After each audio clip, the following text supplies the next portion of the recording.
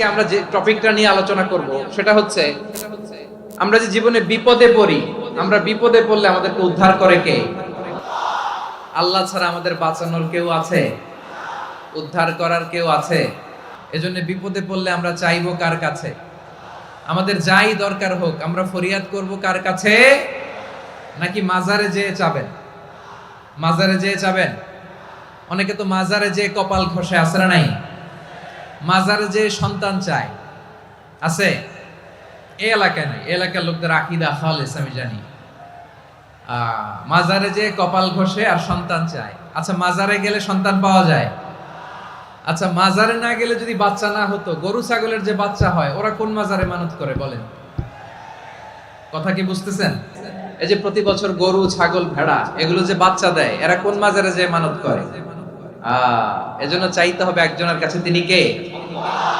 আমার প্রিয় পটুয়াখালীবাসী, মাজার জিয়ারত করা সুন্নাহ। আমরা মাজার জিয়ারত করব, আল্লাহ ওয়ালাদের কবরে যাব, আমরা সেখানে যে সালাম দিব, দোয়া করব, নিজের জন্য করব, কবরে শুয়ে থাকা মাইয়েতের জন্য করব, পুরো মুসলিম উম্মার জন্য করব। কিন্তু কবরে যিনি শুয়ে আছে ওই বাবার কাছে সন্তান চাওয়া যাবে?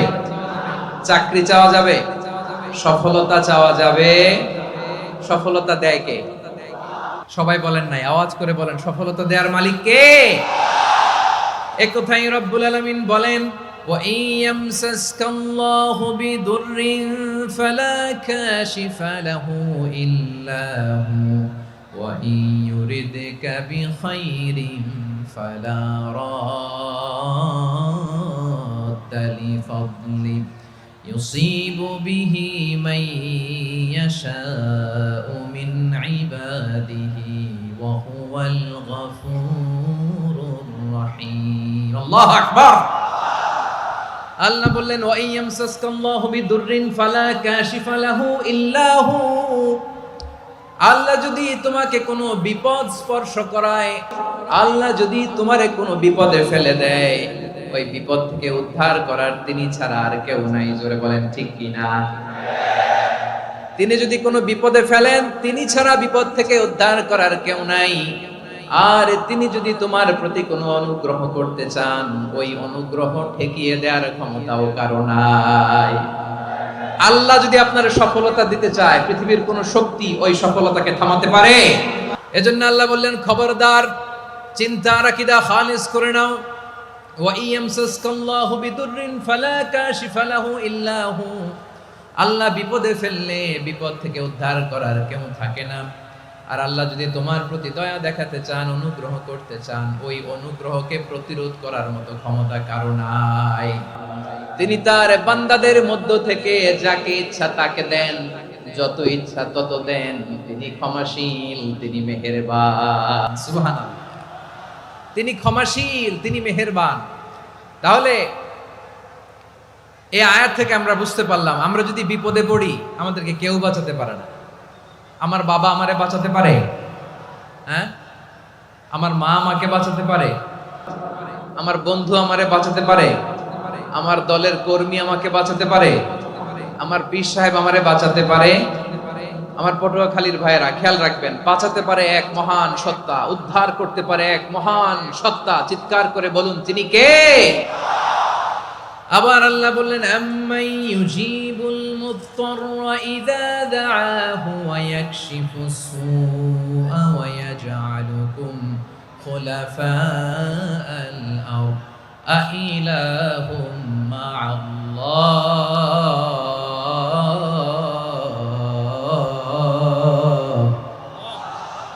ক্বালিলাম মা তাযাক্কারুন। রব্বুল আলামিন বলেন, বিপদে পড়ে কাতর কণ্ঠে চিন্তাগ্রস্ত হয়ে যখন কেউ ফরিয়াদি হয়ে আল্লাহর ডাকে হাত তোলে, তখন এই ব্যক্তির ডাকে সাড়া দেয় কে?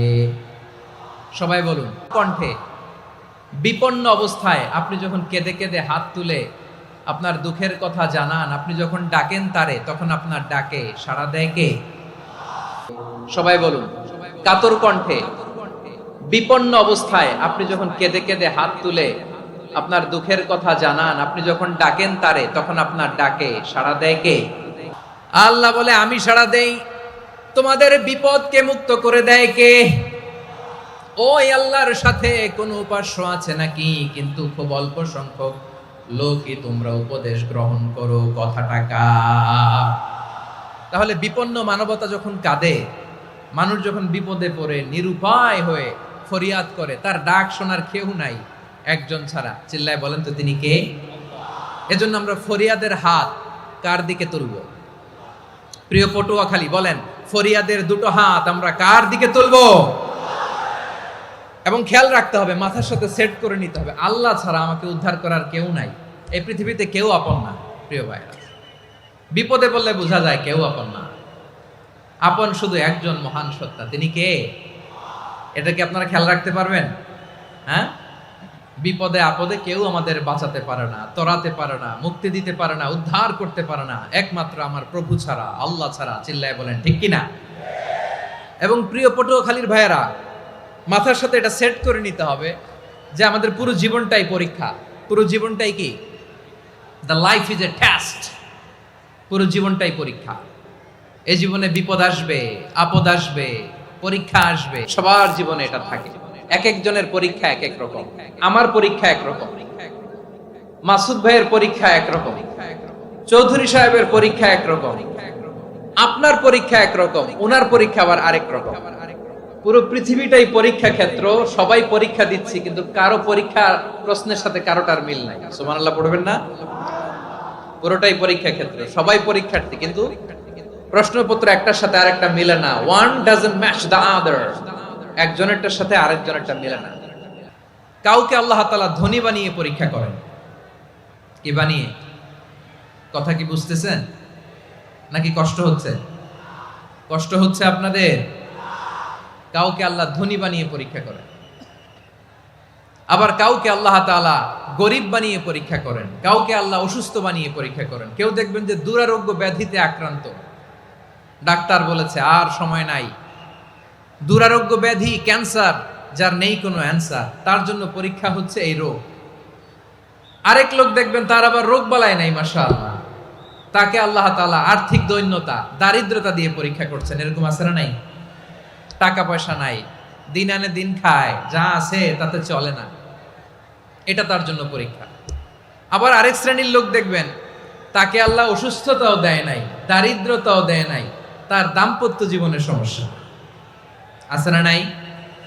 স্ত্রী কথা শোনে না, অথবা ছেলে মেয়ে কথা শোনে না। তাহলে পরীক্ষা সবার জীবনে আছে, এক একজনের পরীক্ষাটা এক এক রকম। আল্লাহ তাআলা দেখতে চায় যে এই পরীক্ষার সময় আমরা কিরকম রেসপন্স করি। How to deal with the test, কিভাবে এই বিপদ আপদ পরীক্ষাগুলোকে আমরা হ্যান্ডেল করব, ডিল করব, এটা হচ্ছে আজকের আলোচনার বিষয়। বুঝতে পেরেছেন সবাই? আমার প্রিয় ভাইয়েরা, তাহলে পরীক্ষাময় আমাদের জীবন, বিপদ আপদ পরীক্ষা, এটা মানুষের পিছু ছাড়ে না। সবার জীবনে পরীক্ষা আছে। নবীদের জীবনেও পরীক্ষা ছিল। সাহাবারা জিজ্ঞেস করেছেন, ইয়া রাসূলুল্লাহ, আইয়ুন নাসি আশাদ্দু বালাআন ফিদ দুনিয়া, এই দুনিয়ার বুকে কাদের পরীক্ষা সবচেয়ে বেশি? বিশ্বনবী বলেছেন, আল আম্বিয়া। এই পৃথিবীতে সবচেয়ে বেশি পরীক্ষা আল্লাহ তাআলা নিয়ে থাকেন নবীদের। কাদের? নবীদের। সুম্মাল আমসাল ফাল আমসাল, এরপরে নবীদের পরের স্তরে যারা, তাদের পরীক্ষা। এরপরে তাদের পরের স্তরে যারা, তাদের পরীক্ষা। সিদ্দিকিনদের, শুহাদাদের, সলিহিনদের, আল্লাহওয়ালাদের। যার ঈমান যত মজবুত, তার জীবনে পরীক্ষাও তত বেশি। চিল্লায় বলেন ঠিক কিনা? তাহলে মুমিনরা, বিশ্বাসীরা, আমরা কি পরীক্ষা বিপদ আপদে ভয় পাই? হ্যাঁ, বিপদ দেখলে ভয় লাগে আপনাদের? ভয় লাগে? হ্যাঁ, না, মুমিনরা বিপদে ভয় পায় না, তারা হতাশ হয় না। সুবহানাল্লাহ, তারা নিরাশ হয় না। বিশ্বাসীরা হাল ছেড়ে দেয় না, তারা ভরসা রাখে একজনের উপর। চিল্লায় বলতে হবে তিনি কে? কারণ মুমিন জানে the grief isn't permanent, the test isn't permanent, the struggle in our life isn't permanent. আমাদের জীবনের দুঃখ, কষ্ট, স্ট্রাগল, এগুলো পার্মানেন্ট নয়। after every difficulties there is an ease. সব কষ্টের পরেই একটা সুখ আছে না নাই? রব্বুল আলামিন বলেন, ফা ইন্না মাআল উসরি ইউসরা, ইন্না মাআল উসরি ইউসরা, ভয় পেও না, চিন্তা করো না, কষ্টের সাথেই আমি রেখে দিয়েছি স্বস্তি। সুবহানাল্লাহ বলেন। মুমিন জীবনে বিপদ যত বেশি, কষ্ট যত বেশি, তার সামনে সফলতা তার চেয়েও বেশি, ঠিক কিনা বলেন? কারণ বিশ্বাসীরা জানে রাত্রি যত গভীর হয় সুবহে সাদিকের সময় তত আগাতে থাকে। গর্ভবতী নারীর পেটের ব্যথা যত বাড়তে থাকে, ঘরে নতুন মেহমান আগমনের সময় ঘনাতে থাকে। মুমিনদের উপর বিপদ, অত্যাচার, আপদ, পরীক্ষা যত বাড়তে থাকে, কালেমার পতাকা উড্ডয়নের সময় কাছে আসতে থাকে। বিশ্বাসীদের এগুলো হিসাব মিলানো অনেক আগে, এগুলো অনেক আগে হিসাব মিলানো। দুঃখের আধার শেষে সুখের আলো মিটি হাসে, চিল্লায় বলেন ঠিক কিনা? দুঃখের আধার শেষে আলোর প্রভাত হাসে, হতাশার কালো মেঘে যায় গো ভেসে, হতাশার কালো মেঘে যায় গো ভেসে।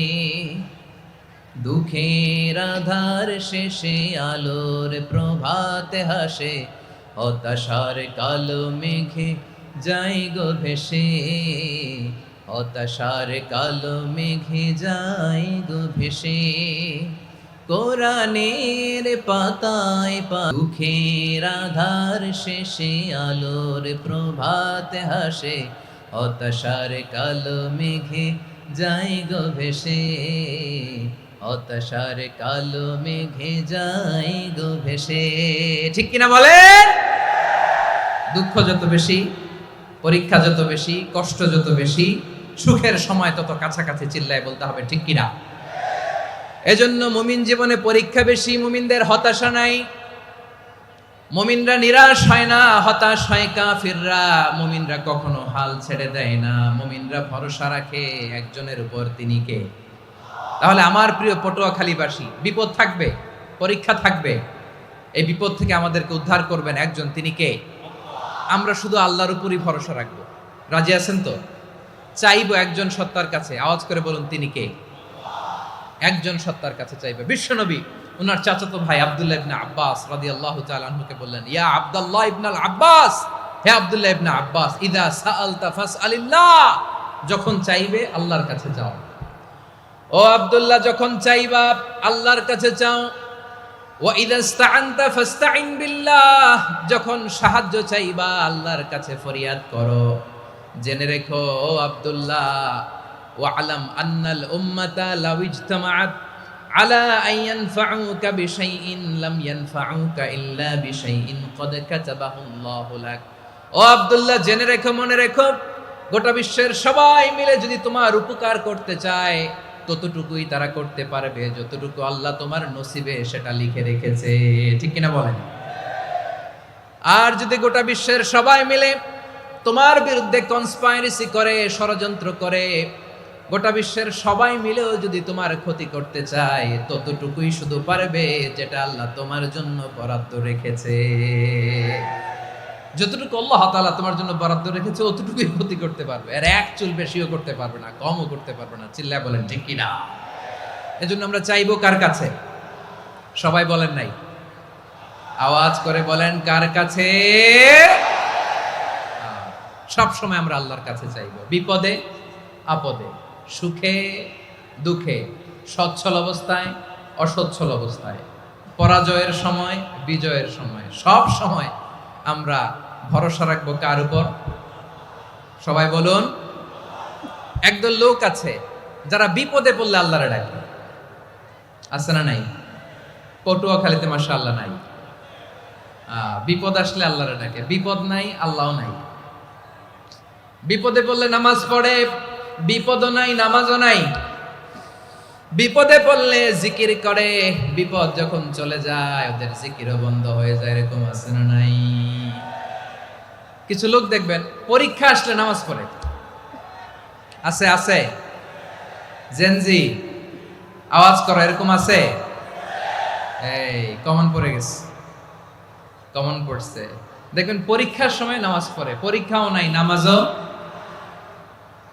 আছে। এরকম কিছু লোক আছে অসুস্থ হলে আল্লাহরে বড্ড ভালোবাসে, আল্লাহরে খুব ডাকে। অসুস্থ হইলে অসুস্থতাও নাই, আল্লাহ স্মরণও নাই। দেখবেন কিছু লোক নির্বাচন আসলে খুব আল্লাহওয়ালা হয়ে যায়।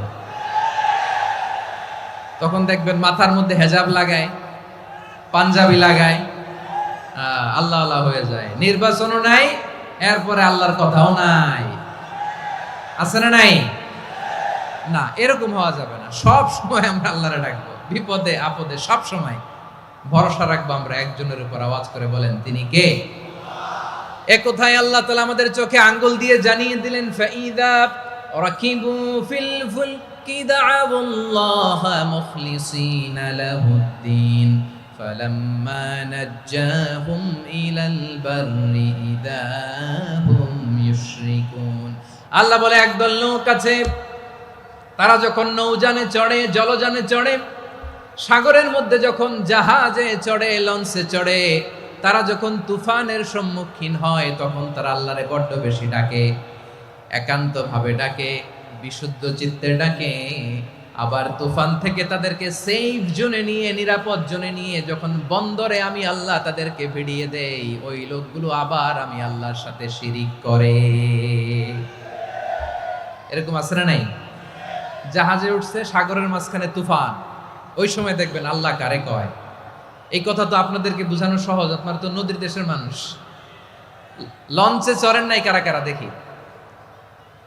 লঞ্চে চড়ছেন? হ্যাঁ, লঞ্চে চড়ে নাই এরকম একজনও নাই এখানে। আচ্ছা, লঞ্চে উঠছেন কে কে দেখি? মাশাআল্লাহ, মাশাআল্লাহ, মাশাআল্লাহ। ঠিক আছে, আপনাদের বোঝানো সহজ।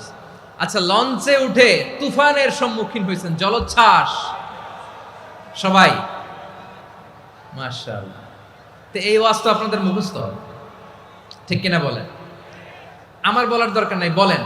মাঝ নদী, তুফান, জলোচ্ছ্বাস, জলের মধ্যে উচ্ছ্বাস, ঢেউ, টর্নেডো, সাইক্লোন, মেঘের ঘনঘটা, পরিবেশ ঘুটঘুটে অন্ধকার, লঞ্চ একবার এদিকে আরেকবার ওইদিকে, ভিতরে কি অবস্থা হয় বলেন তো? হ্যাঁ, তখন মুসলিম আল্লাহর ডাকে, হিন্দু আল্লাহর ডাকে, ঠিক কিনা বলেন? আস্তিক আল্লাহর ডাকে, নাস্তিক আল্লাহর ডাকে, ঠিক কিনা? লঞ্চের ভেতর, স্টিমারের ভেতর কান্নারে রোল পড়ে যায়, চিৎকারের রোল পড়ে যায়, সবার মুখ দিয়ে শুধু একটা আওয়াজ, লা ইলাহা লা ইলাহা লা ইলাহা সুবহানাল্লাহ আলহামদুলিল্লাহ লা ইলাহা।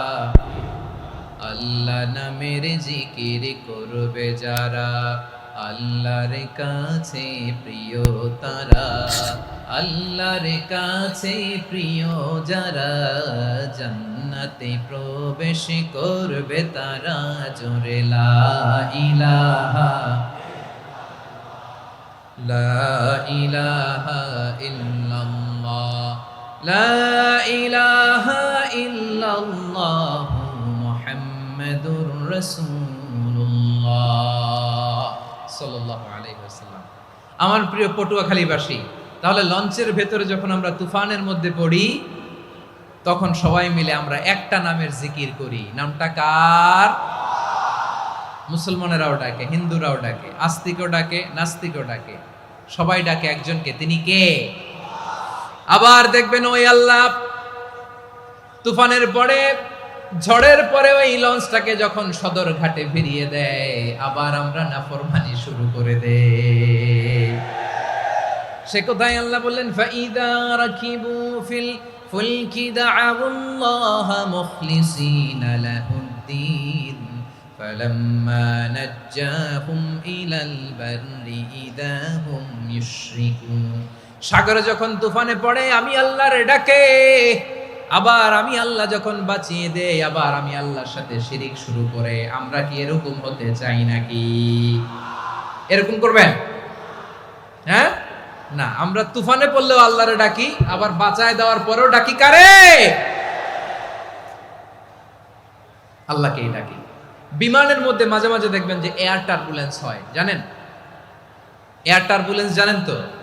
মাঝে মাঝে বিমানটা বাউন্সিং করে, বাম্পি, ভেরি বাম্পি ওয়েদার। শোনেন নাই? 40,000 ফিট উপরে যখন থাকে, তখন পাইলট মাঝে মাঝে বলে, dear passengers, ladies and gentleman, right now we are flying 40,000 feet above the ground and we are passing very heavy air turbulence right now. Please fasten your seat belt. দেখবেন মাঝে মাঝে বলে যে, ভদ্র মহিলা, ভদ্র মহোদয়গণ, আমরা 40,000 ফিট উপর দিয়ে যাচ্ছি আর এয়ার টার্বুলেন্স ফেস করছি, মেহেরবানি করে আল্লাহর হস্তে সিট বেল্ট বাঁধুন। তখন বিমানটা এরকম বাউন্সিং করে, শেকিং করে। আপনারা মুখোমুখি হয়েছেন? ইদানিং এই এয়ার টার্বুলেন্স বেড়ে গিয়েছে। গত বছর আমার ইন্টারন্যাশনাল অনেকগুলো ফ্লাইট ছিল, তো আমি দেখলাম যে আগের ফ্লাইটগুলোর তুলনায় এখন এয়ার টার্বুলেন্স খুব বেশি। আমি একটু রিসার্চ করে দেখলাম, ক্লাইমেট চেঞ্জের কারণে, জলবায়ু পরিবর্তনের কারণে আকাশের বাতাসের মুভমেন্টে পরিবর্তন হয়েছে, ফলে এখন বিমান শেকিং করে বেশি, বাউন্সিং, বাম্পি ওয়েদার। তো বলেন তো, 40,000 ফিট উপরে যখন আপনি, কয় হাজার ফিট, সবাই বলুন কয় হাজার ফিট, 40,000 ফিট উপরে যখন আপনি, তখন যখন বিমানটা এরকম বাউন্সিং করে, সবাই যখন ভমিটিং করে বিমান নষ্ট করে দেয়, বমি করে, তখন বাঁচানোর কে আছে আল্লাহ ছাড়া? কেউ আছে? ওই মুহূর্তেও সবাই মিলে একজনের ডাকে আওয়াজ করে বলেন, তিনি কে? মাঝে মাঝে কিছু সোশ্যাল মিডিয়ায় কিছু ভিডিও পাওয়া যায় যে হেভি যখন এয়ার টার্বুলেন্স হয়, 10 সেকেন্ড 15 সেকেন্ডের কিছু ভিডিও পাওয়া যায়, বিমানটা এরকম বাউন্সিং করছে, বাম্পি ওয়েদার, কাঁপছে, মানুষগুলো বমি করছে, অক্সিজেন মাসগুলো সব ঝুলে পড়েছে, বিমানটা শুধু কাঁপছে। তখন দেখবেন বিমানের ভেতরেও এরকম লঞ্চের মতো চিৎকার আছে না নাই? বিমানের ভেতরেও তখন চিৎকার। গত বছর হিথ্রো এয়ারপোর্ট থেকে সিঙ্গাপুর এয়ারলাইন্সের একটা ফ্লাইট, হিথ্রো টু চাঙ্গি, একটা ফ্লাইটে এমন বেশি এয়ার টার্বুলেন্সের শিকার হয়েছিল ওই এয়ারক্রাফটটা, 33 জন যাত্রী সেখানে আহত হয়েছে, একজন যাত্রী নিহত হয়েছে। কেবিন ক্রুজ, এয়ার হোস্টেস যারা আছে, একজনের নাক ফেটে, চোখ ফেটে, কপাল ফেটে, ব্লিডিং হয়ে শয়লা। প্রিয় ভাইরা, 40,000 ফিট উপরে বিমানটা যখন কাঁপবে, তখন আমাদেরকে আল্লাহ ছাড়া আর কেউ বাঁচানোর আছে? এত আসতে বললে হবে? ওই কঠিন মুহূর্তে আমার বাবা আমারে বাঁচাতে পারে, আমার বন্ধু আমারে বাঁচাতে পারে। এই গ্রাউন্ডে, জমিনের বুকে আমার প্রোটোকল, আমার ক্ষমতা, আমার দাম্ভিকতা, কোনো কিছু আমারে বাঁচাতে পারে একজন ছাড়া। চিল্লায় বলতে হবে, তিনি কে? সে আল্লাহ বললেন, গোলাম, আমি বিপদের সময় ঠিকই তোমাদের বাঁচিয়ে দেই। ওই বিমানের ভেতরে 40,000 ফিট উপরে যখন তোমরা এয়ার টার্বুলেন্সের শিকার হও, তখন নাস্তিকও আল্লাহরে ডাকে, হিন্দু আল্লাহরে ডাকে। জোরে বলেন ঠিক কিনা? আবার বিমানটা যখন শান্ত হয়ে যায়, একটু পরেই বিমানের স্ক্রিনের মধ্যে হিন্দি সিনেমা খোঁজে। বিমানের স্ক্রিনে কিন্তু বিশাল ওখানে আফলাম ফিল্মের একেবারে বোঝাই করা। বিমানটা শান্ত হলে আবার হিন্দি সিনেমা দেখা শুরু করে। একটু আগে ডাকছিল কারে? দেখবেন বাংলাদেশে আমাদের ক্রিকেটাররা যখন অন্য কোনো দেশের সাথে খেলে, অনেক সময় এমন হয়, বল বাকি একটা, রান দরকার 6টা। বল বাকি কয়টা? পটুয়াখালী বুঝে নাই বোধহয়। বল বাকি কয়টা? রান দরকার। আপনি দেখবেন ক্যামেরাম্যান তখন গ্যালারিতে খালি দেখায় দর্শকদের যে কি অস্থিরতা। হিপ হপ স্টাইলের মেয়েটা, যে মেয়েটার ওড়না এতক্ষণ ছিল গলায়, এতক্ষণ কই ছিল, ওই মেয়েটা দেখবেন ওড়নাটা টেনে মাথায় দিয়ে এরকম মুনাজাত ধরতেছে, আল্লাহ আল্লাহ, একটা ছক্কা, আল্লাহ আল্লাহ, আমার লাল সবুজের পতাকারে তুমি অপমানিত কইরো না আল্লাহ, ইন্ডিয়ার সাথে আমাদের খেলা, আল্লাহ আল্লাহ, একটা ছক্কা, একটা। পুরো খেলা জুড়ে এই মেয়ের ওড়না ছিল গলায়, কিন্তু যখন 1 বলে 6 রান দরকার, ওড়না চলে আসছে কোথায়? মাথায়। আবার মুনাজাত আছে না নাই? ঠিকই বাংলাদেশের দামাল ছেলে এমন এক শট মারলো, বল চলে গেল স্টেডিয়ামের বাইরে, ছক্কা, জিতে গেলাম আমরা। পুরো স্টেডিয়াম জুড়ে চিৎকার, হই হুল্লোড়, মৌজ মাস্তি। যেই মেয়েটা মাথার মধ্যে ওড়না দিয়ে এতক্ষণ সুবহানাল্লাহ সুবহানাল্লাহ বলে আল্লাহর কাছে দোয়া করেছে, ওই মেয়ে এখন আবার ওড়না ফেলে দিয়ে নাচা শুরু করে দিয়েছে। তাহলে আল্লাহর ভয়, আল্লাহর প্রতি আস্থা, বিশ্বাস, ভালোবাসা, এটা কি ক্ষণিকের জন্য? মানে আমার যখন লাগবে তখন আল্লাহর ইউজ করব নাকি? হ্যাঁ, বিপদে আপদে, সুখের সময় দুঃখের সময়, সচ্ছল অসচ্ছল অবস্থায় বিশ্বাসীরা ভরসা রাখে একজনের উপর। চিৎকার করে বলো পটুয়াখালী তিনি কে? সে আল্লাহ বললেন, গোলাম মনে করো না জাহাজ থেকে সদরঘাটে ভিড়িয়ে দিলাম তুমি নিরাপদ হয়ে গেছো। মনে করো না 40,000 ফিট থেকে সেফ ল্যান্ডিং এর পরে এয়ারপোর্টে নেমে গেলেই তুমি নিরাপদ হয়ে গেছো। ও মিয়া, বিপদ কি শুধু সাগরে আর আকাশে? ঘরের বিপদও ঘরের ভেতরও বিপদ আসতে পারে কি পারে না? এজন্য সূরা মুলক আল্লাহ বললেন, আমিনতুম মান ফিস সামাই আন ইয়াখসিফা বিকুমুল আরদা ফাইদা হিয়া তামুর। তোমরা কি ভাবছো তোমরা নিরাপদ? সাগরের মধ্যে তুফান, আল্লাহ আল্লাহ ডাকলাম, সদরঘাটে যেয়ে পড়ছি, বাইসে গেছেন তো আপনি। আর পাবে আপনারে আল্লাহ? আল্লাহরে তো সাগরের মাঝখানে তো আল্লাহ আপনারে পাইছিল, আর তো পাবে না। আর পাবে আপনারে? আর আল্লাহ ধরতে পারবে আপনারে? ঘরের ভেতরও বিপদ দিয়ে আটকাতে পারে কে? 5 স্টার 7 স্টার হোটেলের ভেতরও আমাকে বিপদের মধ্যে ফেলে দিতে পারেন কে? আল্লাহ বললেন, তোমরা কি ভেবেছো তোমরা নিরাপদ? আমি চাইলে ল্যান্ডস্লাইডস, ভূমি ধস দিয়ে 1 লক্ষ এক মুহূর্তে নিয়ে যেতে পারি। এক সুনামি দিয়ে থাপ্পড় মেরে 3 লক্ষ সাগরের ভেতরে ঢুকায় দিতে পারি। 1 সেকেন্ডও লাগে না আমার। أم أمنتم من في السماء أن يرسل عليكم حاصبا فستعلمون كيف نذير। আল্লাহ চাইলে আকাশ থেকে পাথর বৃষ্টি নাজিল করতে পারেন কি পারেন না? এই মুহূর্তে এখানে ভূমিকম্প দিতে পারেন কি পারেন না? আচ্ছা, ভূমিকম্প যখন হয় আমাদের কারো হুঁশ থাকে? আপনি মনে করছেন আমরা সাধারণ মানুষ, আমরা দৌড় দেই, আর প্রেসিডেন্ট প্রধানমন্ত্রী ওনারা বুঝি খাটে শুয়ে থাকে? কথা বুঝে নাই বোধহয়। ভূমিকম্প, আর্থকোয়েক যদি হয়, বাঁচার জন্য আমরা কি করি? হয় খাটের তলায়, ডাইনিং টেবিলের নিচে, উপরে শক্ত কিছু আছে এটার নিচে, অথবা ঘর থুইয়া দেও দৌড়। তো প্রধানমন্ত্রী উনি কি করে? প্রেসিডেন্ট উনি কি করে? হ্যাঁ, উনি খাটের মধ্যে যে শুয়ে থাকে নাকি? উনিও দৌড়, সাধারণ মানুষও দৌড়, প্রধানমন্ত্রীও দৌড়, বাড়িওয়ালাও দৌড়, ভাড়াটিয়াও দৌড়, সবাই দৌড়। নাকি ভাড়াটিয়ারা বাড়ি থুইয়া দৌড়, বাড়িওয়ালারা আর বেরোয় না? এরকম না। তাহলে যে কোনো মুহূর্তে ভূমিকম্প দিয়ে নাস্তানাবুদ করতে পারে কে? আমার প্রিয় ভাইয়েরা, আমরা নিরাপদ নই, আমরা তার দয়ায় বেঁচে আছি। কার দয়ায়?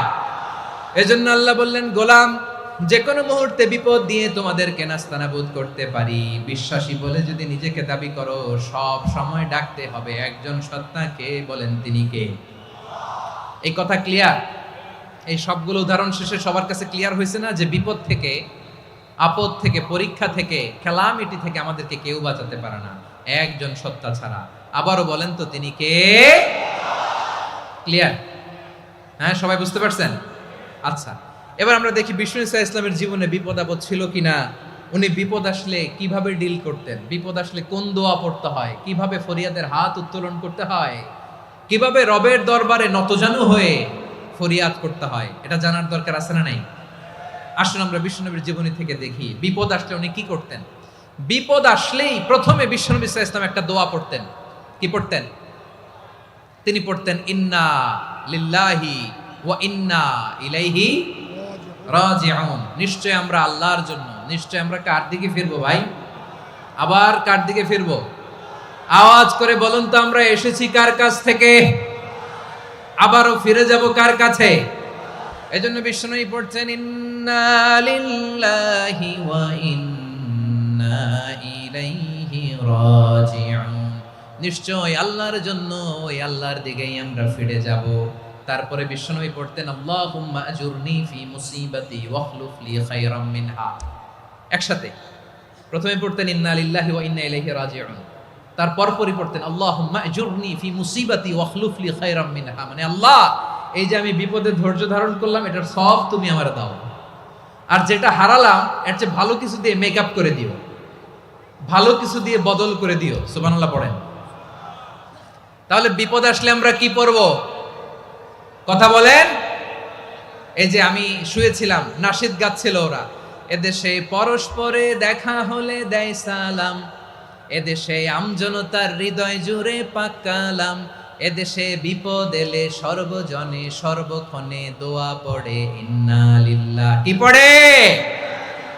সুবহানাল্লাহ সুবহানাল্লাহ সুবহানাল্লাহ সুবহানাল্লাহ। এদেশে আজান শুনে সূর্য ওঠে শহর গ্রামে, এদেশে আজান শুনে সূর্য ডুবে সন্ধ্যা নামে, এদেশে সকল কাজে সবাই বলে বিসমিল্লাহ, এদেশে ভালো কিছু দেখে শুনে হাসি মুখে সবাই বলে মাশাআল্লাহ। সুবহানাল্লাহ পড়ে। তাহলে বিপদ এলে আমরা কি পড়ি? কথা বুঝলে সবাই উত্তর দিতে হবে, বিপদ এলে কি পড়ি? তাহলে বিপদ এলেই আমরা এখন থেকে ইন্না লিল্লাহ পড়বো, নাকি হাই হুতাশ করবেন? একদল আছে হাই হুতাশ করে, হায় আল্লাহ রে মোর কি হইল রে, মুই কি হরমু রে, মুই কমবে জামু রে, আছে না নাই? এরকম বিলাপ করতে নিষেধ করেছেন বিশ্বনবী। কি করব, কই যাব, কি হবে, হায় হায়, এরকম হাহুতাশ আছে না নাই? বিশ্বাসীরা হাহুতাশ করে না, তারা ইন্না লিল্লাহ পড়ে। কি পড়ে মনে থাকবে? আমরা পড়বো ইন্না লিল্লাহি ওয়া ইন্না ইলাইহি রাজিউন। নিশ্চয়ই আমরা আল্লাহর জন্য, আমরা আল্লাহর দিকেই ফিরে যাব। এরপর পড়বো আল্লাহুম্মা আজুরনি ফি মুসিবাতি ওয়াখলুফ লি খায়রাম মিনহা। আল্লাহ, আমি যে বিপদে ধৈর্য ধারণ করলাম এটার সওয়াব দিও, আর যা হারালাম তার চেয়ে ভালো কিছু দিয়ে বদল করে দিও। সুবহানাল্লাহ পড়েন। বিশ্বনবীর হাদিস শুনলেন উম্মে সালামা রাদিয়াল্লাহু তাআলা আনহা। ওনার স্বামী হলো আবু সালামা। মজার ঘটনা খেয়াল করে শুনেন আমার প্রিয় কলিজার টুকরা ভাইয়েরা। কানগুলো খরগোশের কানের মতো খাড়া করে আমার দিকে তাকান। সাইয়্যিদাতুনা উম্মে সালামা রাদিয়াল্লাহু তাআলা আনহা, ওনার স্বামীর নাম আবু সালামা। শ্রেষ্ঠ দম্পতি, শ্রেষ্ঠ ফ্যামিলি। প্রথমে হিজরত করেছিলেন হাবাসায়, পরে হিজরত করেছেন মদিনায়। উহুদ যুদ্ধের পরে ওনার স্বামী আবু সালামা ইন্তেকাল করলো, শহীদ হলো। সুবহানাল্লাহ পড়েন। যখন আবু সালামা ইন্তেকাল করলো, উম্মে সালামা রাদিয়াল্লাহু তাআলা আনহা কেঁদে কেঁদে হয়রান। আর নবীর শিখানো বাণী অনুযায়ী তিনি বারবার পড়ছিলেন ইন্না লিল্লাহ। কি পড়ছিলেন? জামু কি হরমু এগুলো বলে নাই, কি বলছে? ইন্না লিল্লাহ। যেহেতু বিশ্বনবী বলেছেন কেউ যদি বিপদের প্রথম ধাক্কায় পড়ে ইন্না লিল্লাহি ওয়া ইন্না ইলাইহি রাজিউন, আল্লাহুম্মা আজুরনি ফি মুসিবাতি ওয়াখলুফ লি খায়রাম মিনহা, তাহলে এই বিপদে যে সে যা হারালো তার চেয়ে শ্রেষ্ঠ কিছু দিয়ে আল্লাহ তার বদল দিয়ে দিবে।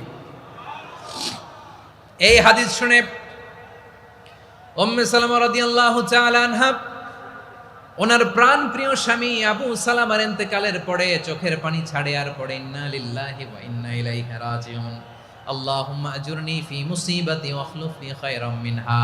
বারবার এই দোয়া পড়ে চোখের পানি ছাড়ে, এই দোয়া পড়ে চোখের পানি ছাড়ে, আর মনে মনে বলে আবু সালামার মতো ভালো মানুষ মদিনাতে নাই, আবু সালামার চেয়েও ভালো মানুষ মদিনাতে নাই, তার চেয়ে ভালো মানুষ কি করে আল্লাহ তাআলা আমারে দিবে, তার চেয়ে ভালো মানুষ তো আমি মদিনাতে দেখি না। চোখের পানি দিয়ে বুক ভাসায় আর নবীর হাদিসের উপর আমল করে পড়ে ইন্না লিল্লাহি ওয়া ইন্না ইলাইহি রাজিউন, ইন্না লিল্লাহি ওয়া ইন্না ইলাইহি রাজিউন। পড়তে পড়তে চোখের পানি ছাড়ে আর চিন্তা করে বিশ্বনবী বললেন এই দোয়া পড়লে যেটা হারালাম তার চেয়ে ভালো কিছু দিয়ে আল্লাহ পুরস্কার দেয়। আবু সালামার চেয়ে ভালো মানুষ মদিনার মধ্যে আর কে হতে পারে? কি আজীব তামাশা, কি অবাক করা ঘটনা। কিছুদিন পরে দেখা গেল সাইয়্যিদুল মুরসালিন রাহমাতাল লিল আলামিন স্বয়ং বিশ্ব নবী উম্মে সালামাকে বিয়ের প্রস্তাব পাঠিয়েছে। স্বয়ং বিশ্ব নবী উম্মে সালামা রাদিয়াল্লাহু তাআলা আনহাকে বিয়ের প্রস্তাব পাঠিয়েছেন। উনি রাজি হয়ে গেলেন, বিয়ে হয়ে গেল, উনি হয়ে গেলেন উম্মুল মুমিনিন, আমাদের মা, পুরো মুসলিম উম্মার মা। চিৎকার করে বলেন আল্লাহু আকবার।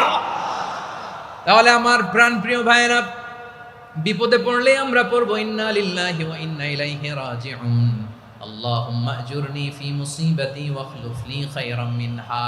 পড়বেন? পড়বেন না? যারা যারা বিপদ আসলে এই দোয়াটা পড়বেন এখন থেকে আওয়াজ করে ইনশাআল্লাহ বলেন। যা হারাইছেন তার চেয়ে শ্রেষ্ঠ জিনিস দিয়ে বদলা দিবে কে? বিশ্বাস হয়? একটু সন্দেহ লাগে মনে হয়, একটু সন্দেহ আছে? যাদের বিশ্বাস হবে তাদের কি আল্লাহ উত্তম বদলা দিবে, ঠিক কিনা বলেন? তাহলে বিপদে পড়লেই প্রথমে আমরা এটা পড়ব। দোয়াগুলো যদি এখন মুখস্থ না হয়, এই যে রেকর্ডিং হচ্ছে পেয়ে যাবেন, কালকেই পেয়ে যাবেন। শুনে শুনে মুখস্থ করবেন। আমার মায়েরা, আমার বোনেরা, আপনাদের জন্য 3টি মাঠের অ্যারেঞ্জমেন্ট করা হয়েছে, আমি জানি। আপনারাও এই দোয়াগুলো পড়বেন, আপনার স্বামীকে শেখাবেন, সন্তানকে শেখাবেন, আপনার পুরো পরিবারটাকে জান্নাতের টুকরো বানিয়ে দিবে কে? তাহলে বিপদ আসলে প্রথমে কি পড়তে হবে এটা জেনে গেলাম।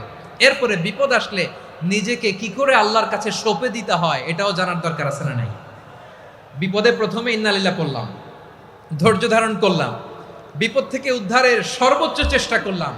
আমার কাজ যখন শেষ তখন আমি আমার এই বিষয়টা আল্লাহর কাছে সঁপে দিব।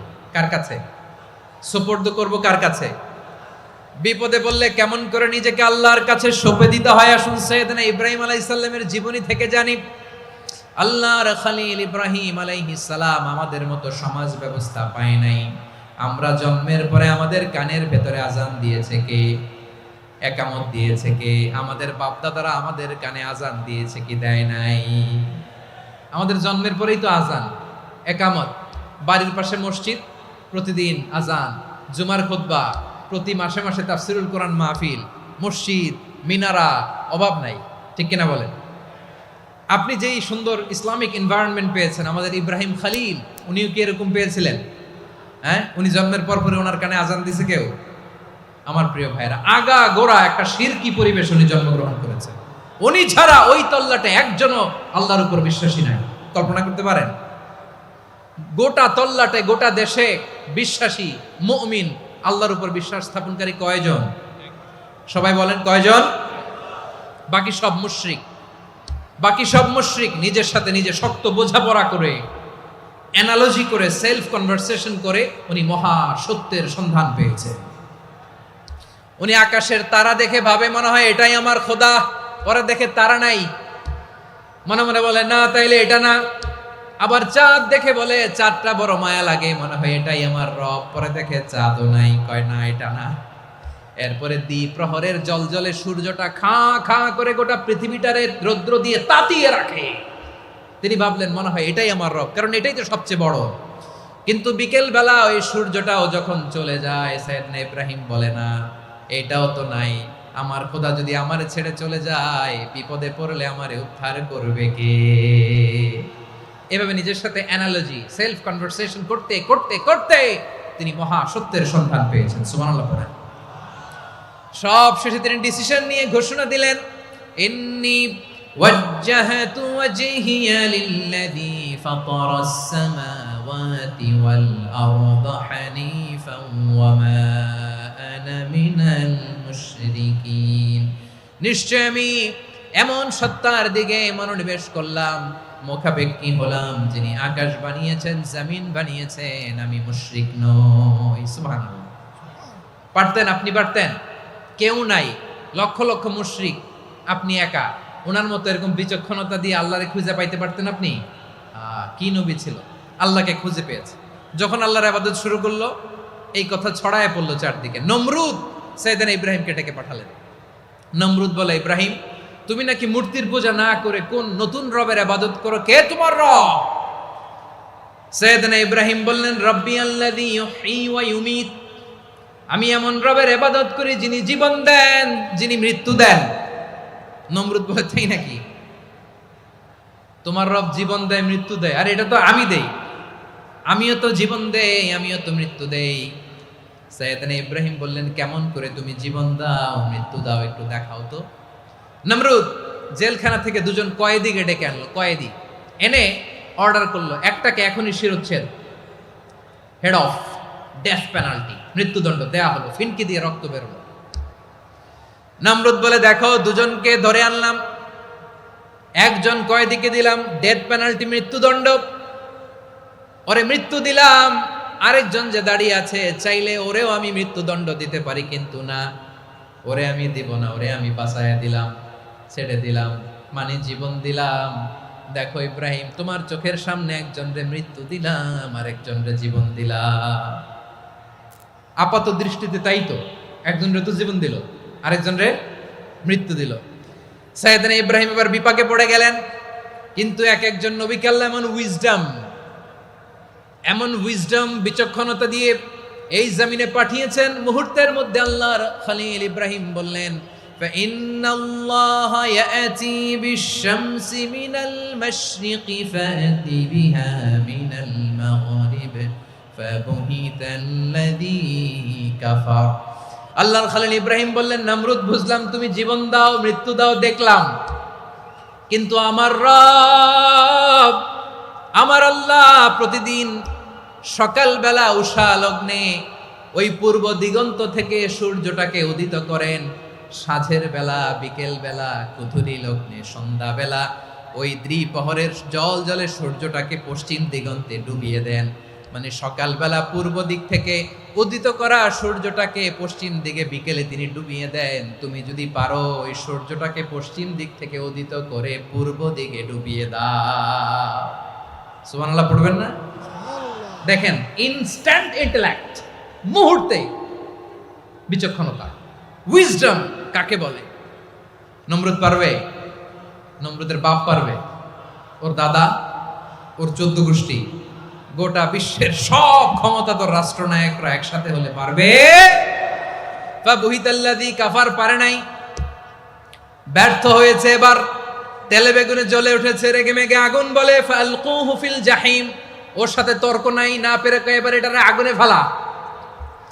বিশাল বিশাল গাছ কেটে লাকড়ি এনে আগুনের কুণ্ডলি বানানো হলো, দাও দাও দাও দাও করে আগুন জ্বলে।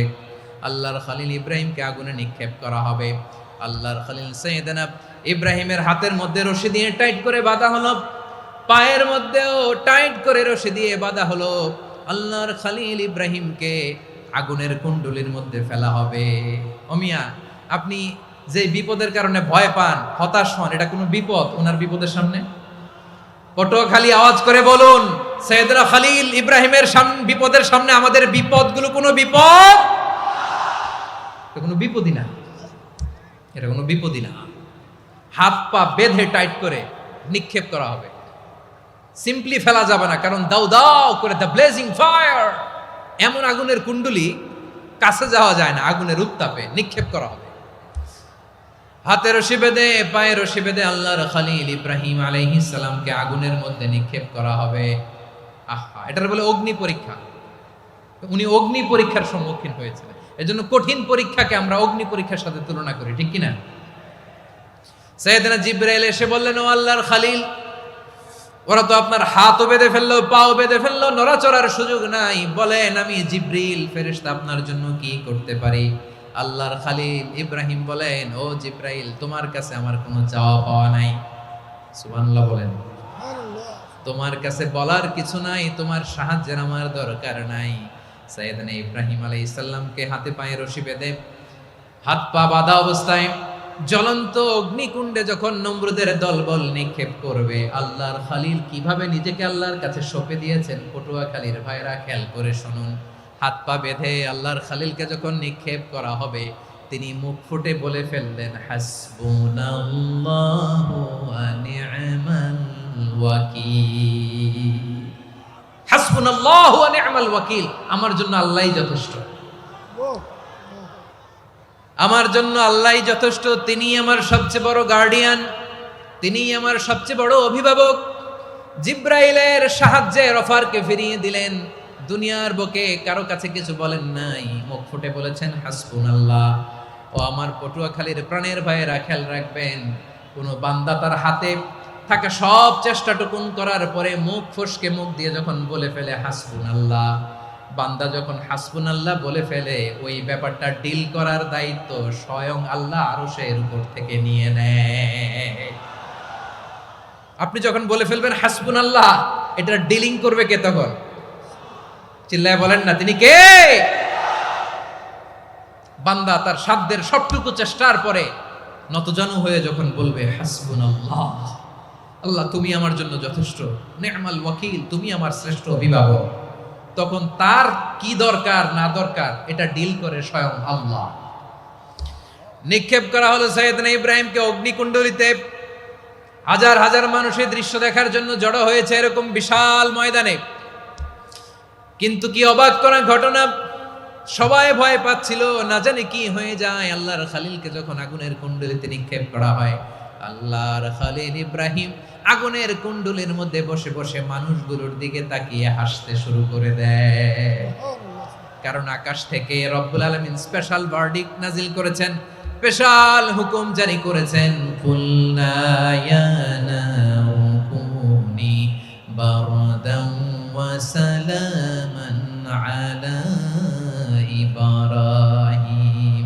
ও আগুন, খবরদার, সৃষ্টির শুরু থেকে তোকে একটা ধর্ম আমি বাতলে দিয়েছিলাম। তোর ধর্ম, আগুনের ধর্ম হলো যা পাবে জ্বালিয়ে সারখার করবে। আল্লাহ বলল, আগুন, তোর ধর্ম দিয়েছিলাম, তুই সব জ্বালিয়ে পুড়িয়ে সারখার করে দিবি, কিন্তু ক্ষণিকের জন্য আমি তোর জ্বালিয়ে দেওয়ার ক্ষমতাটাকে কেড়ে নিলাম। জ্বালিয়ে ভস্ম করে দেওয়ার ক্ষমতা আমি কেড়ে নিলাম। কুনি বারদান, ঠান্ডা হয়ে যা, কিন্তু এত বেশি ঠান্ডা হবি না আবার আমার ইব্রাহিমের জন্য সর্দি লেগে না যায়। সুবহানাল্লাহ, এত আসতে বললে হবে? কুনি বারদান, বার্দ মানে বরফ, ঠান্ডা। ঠান্ডা হ, কিন্তু এত ঠান্ডা হবি না যাতে আমার ইব্রাহিমের কষ্ট হয়। আগুন বলে, আল্লাহ একবার বললাম ঠান্ডা হ, আবার বলো এত ঠান্ডা হবি না যাতে খালিলের সর্দি না লাগে। কেমন ঠান্ডা হব, কেমন এনভায়রনমেন্ট তৈরি করে দেব বলো?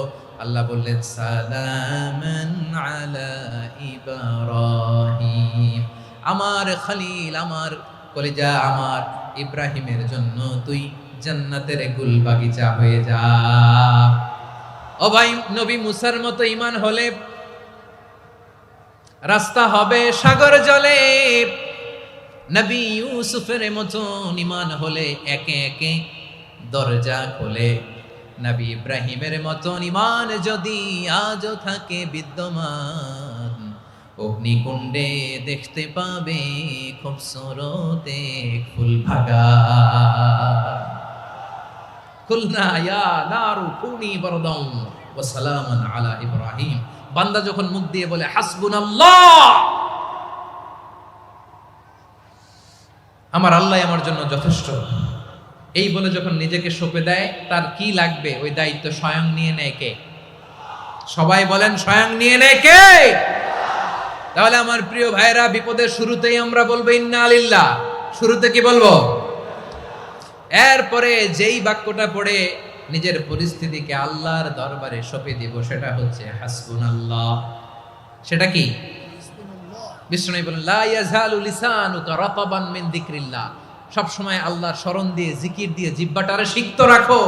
আর শয়তানু জাসিমুন আলা কলবি ইবনে আদম, শয়তান বনি আদমের কলবে খামচি মেরে বসে থাকে। ফাইদা যাকারাল্লাহ খালাসা, মানুষ যখন আল্লাহর স্মরণ করে জিকির করে, শয়তান দৌড়ে পালায়। ওয়া ইদা গাফালা ওয়াসওয়াসা, যখনই বনি আদম গাফেল হয় তখনই শয়তান তার হৃদয়ে ওয়াসওয়াসা দেয়। এজন্য বিপদে পড়লে ইন্না লিল্লাহ, নিজের সব টুকুন করার পরে, নিজের রোল প্লে করার পরে নিজেকে আমরা কি বলে সঁপে দিব? সবাই বলেন, সবাই বলতে হবে, আরো জোরে বলে, মনে থাকবে? বিপদে পড়লে প্রথমে ইন্না লিল্লাহ, এরপরে নিজেকে যখন সঁপে দিব তখন হাসবুনাল্লাহ। এরপরে কঠিন বিপদ যদি যখন বিশ্বনবী পড়তেন তখন কি করতেন? এমন বিপদ মাঝে মাঝে হয় না, দেয়ালে পিঠ থেকে যায়, চোখে মুখে অন্ধকার, কি করব দিশা খুঁজে পাই না, এরকম হয় কখনো? হ্যাঁ, আপনাদের হয়? হয় না? তো জান্নাতে আছেন আপনারা। হয় হয় এরকম হয়েছে না যে দেয়ালে পিঠ থেকে গেছে, চোখে মুখে অন্ধকার, কই যাব, কি করব, বাঁচানোর কেউ না, এরকম হয়েছে কখনো আপনাদের? যদি হয় তাইলে এটার সলিউশন বলবো, না হইলে তো এগুলো বলে লাভ নাই। হয় হয় হয় বিশ্বনবী এরকম কঠিন বিপদে পড়েছেন জীবনের কিছু কিছু মুহূর্তে। ওই মুহূর্তে বিশ্বনবী স্পেশাল দুইটা দোয়া পড়তেন। এই দোয়াগুলো আপনাদেরকে জানিয়ে দেয়। বিশ্বনবী বলেন, কঠিনতম বিপদে যখন পড়বা, দেয়ালে পিঠ থেকে যায়, চোখে মুখে অন্ধকার, বাঁচার কোনো উপায় নাই, তখন পড়বা লা ইলাহা ইল্লা আনতা সুবহানাকা ইন্নী কুনতু মিনাজ জালিমিন। আল্লাহ, তুমি ছাড়া কোনো ইলাহ নাই, তুমি পবিত্র, নিশ্চয় আমি জালিমদের অন্তর্ভুক্ত। সুবহানাল্লাহ বলেন। এই দোয়া সাইয়েদনা ইউনূস আলাইহিস সালাম পড়েছিলেন যখন মাছের পেটে ছিলেন। কিসের পেটে? এবং অনেক মুফাসসিরিন একরাম বলেছেন, অনেক আহলুল ইলমরা বলেছেন এটা হচ্ছে ইসমে আজম। ইসমে আজম এমন দোয়া যেটা দিয়ে দোয়া করলে আল্লাহ দোয়া কবুল করে, কিন্তু এটা কোনটা এটা নিয়ে ইখতিলাফ আছে। কোন আহলুল ইলম বলেন এই লা ইলাহা ইল্লা আনতা সুবহানাকা ইন্নী কুনতু মিনাজ জালিমিন এটা হচ্ছে ইসমে আজম। সাইয়েদনা ইউনূস আলাইহিস সালাম পড়েছেন, আপনারা পড়েননি? তুফান হইলে পড়েন না? আমাদের এলাকায় তো এটা খুব, এটার উপর ব্যাপক আমল আছে। পটুয়াখালীতে কি অবস্থা বলেন? পড়েন পড়েন পড়েন পড়েন। একটা গল্প শুনেছিলাম, পাক হানাদার বাহিনী যখন বাংলাদেশে অ্যাটাক করত, ৭১ সালের ঘটনা বলতেছে, আমরা তো দেখি নাই, শুনছি আর কি। ৭১ যদি দেখতাম এতদিনে রাজাকার হয়ে যেতাম। আল্লাহ আমাদেরকে বাঁচাই দিছে, আল্লাহর মেহেরবানি, ঠিক কিনা বলেন? মন মতো হইলে মুক্তিযোদ্ধা, মন মতো না হইলে রাজাকার। কত কিছু দেখলাম এই শাহবাগের বুকে। আল্লাহ, ৭১ সালে দেখি নাই, আমরা শুনেছি পাক হানাদার বাহিনী জিজ্ঞেস করত মুসলিম না অমুসলিম চেক করার জন্য, বলতো কালেমা বল, কালেমা বাতাও। তো যারা কালেমা বলতে পারতো পাকিস্তানি বাহিনী নাকি ওদেরকে ছেড়ে দিত, শুনেছি। তো একজনকে, এক বাঙালিরে পেয়ে তার মাথার মধ্যে বন্দুকর নল ধরে বলতেছে কালেমা বল সালে, কালেমা বাতা, কালেমা বল। তো ভয়ের চোটে এই দোয়া পড়া শুরু করছে। ও পড়তেছে লা ইলাহা ইল্লা আনতা সুবহানাকা ইন্নী কুনতু মিনাজ জালিমিন। পাকিস্তানি বলে সালে ইয়ে তো মুসিবত কা কালেমা है। বাঙালি কয় হাম তো ভি মুসিবত মে হ্যায়। পাকিস্তানি বলে বেটা কোন দোয়া বললি, এটা তো মুসিবতের কালেমা। কয় আমিও তো মুসিবতে আছি, আমার মাথার মধ্যে বন্দুক ধরে তুমি আমার কালেমা জিজ্ঞেস করো, এখন কোনটা কালিমা আর কোনটা কি দোয়া, আমার হুশ আছে নাকি?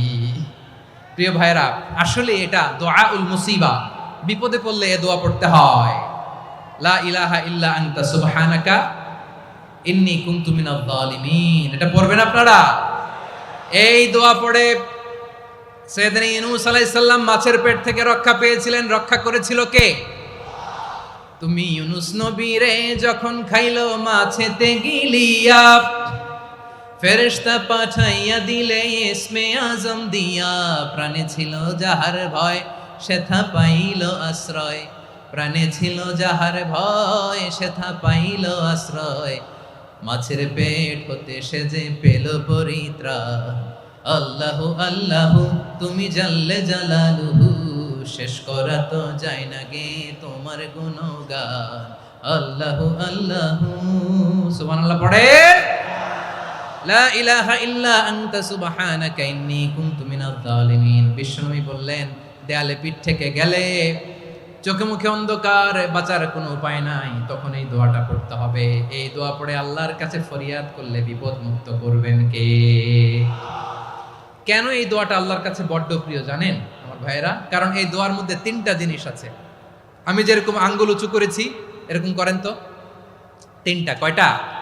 3টা। 1 নম্বরে হচ্ছে তাওহীদ, 2 নম্বরে তাসবিহ, 3 নম্বরে তাকরীর। আই রিপিট, আবারও বলছি, 1 নম্বরে তাওহীদ, 2 নম্বরে তাসবিহ, 3 নম্বরে তাকরীর। এই দোয়াটা আল্লাহর কাছে এত পছন্দনীয় কারণ এ দোয়ার প্রথম অংশে আছে তাওহীদ, আল্লাহর একত্ববাদের ঘোষণা। লা ইলাহা ইল্লা আনতা, ও আল্লাহ আপনি ছাড়া কোনো ইলাহ নাই, উপাস্য নাই। এই কথা বললে আল্লাহ বড্ড খুশি হয়ে যায়, সুবহানাল্লাহ পড়েন। এ দোয়ার দ্বিতীয় অংশে আছে তাসবিহ, মানে আল্লাহর প্রশংসা, প্রশংসা সূচক বাণী। সুবহানাক সুবহানাক সুবহানাক, ও আল্লাহ আমি আপনার পবিত্রতা ঘোষণা করছি, সুবহানাক। এই কথা শুনলেও আল্লাহ খুশি হয়ে যায়, সুবহানাল্লাহ পড়েন। এই দোয়ার তৃতীয় অংশে আছে তাকরীর, তাকরীর মানে পাপের স্বীকৃতি। তাকরীর মানে কি?